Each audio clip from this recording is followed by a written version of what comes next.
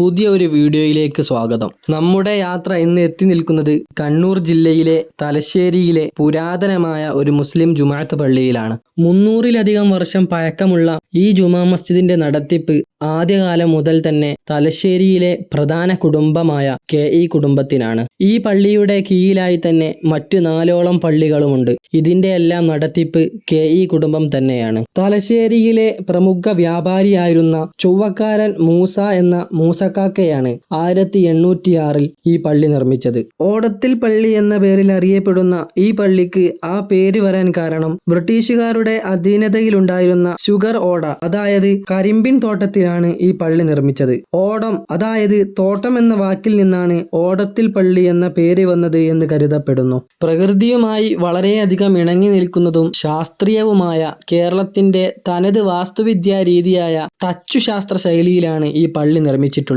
പൂർണ്ണമായും മരങ്ങൾ കൊണ്ടാണ് ഈ പള്ളി നിർമ്മിച്ചിട്ടുള്ളത്. പള്ളിയുടെ വലിയ തൂണുകളും മറ്റും എല്ലാം തന്നെ പൂർണ്ണമായും മരങ്ങൾ കൊണ്ട് നിർമ്മിച്ചിട്ടുള്ളതാണ്. കൂടാതെ വാതിലുകളിലെല്ലാം മനോഹരമായ അറബിക് കാലിഗ്രഫികൾ കൊത്തിവെച്ചിട്ടുമുണ്ട്. കൂടാതെ ഇന്നത്തെ പോലെ മോട്ടോർ സംവിധാനമോ കരണ്ടോ എത്തിപ്പെടാത്ത ആ കാലഘട്ടത്തിൽ പള്ളിയുടെ സമീപമുള്ള കിണറിൽ നിന്നും ഒരു പാത്തി വഴി വെള്ളം മുക്കി കോരിയൊഴിച്ച് ഹൗദ് നിറച്ചിരുന്ന സംവിധാനം ഇന്നും ഓർമ്മ എന്നോണം അവിടെ നമുക്ക് കാണാൻ കഴിയും. 1887 പ്രസിദ്ധീകരിച്ച ലോഗൻസ് മാനുവലിൽ ടെമ്പിൾ ഷേപ്പ് മോസ്ക് എന്നാണ് ഓടത്തിൽ പള്ളിയെ വിശേഷിപ്പിച്ച് എഴുതിയിട്ടുള്ളത്.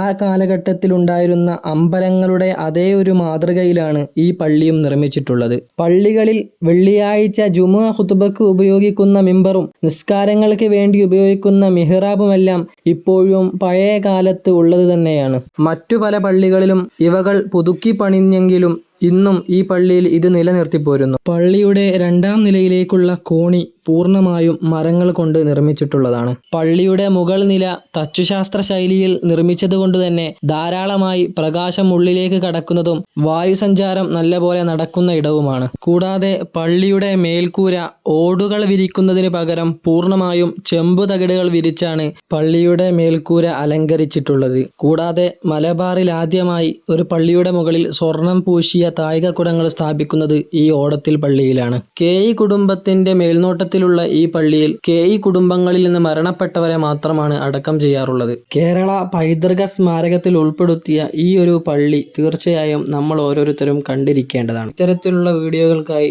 ചാനൽ സബ്സ്ക്രൈബ് ചെയ്യുക.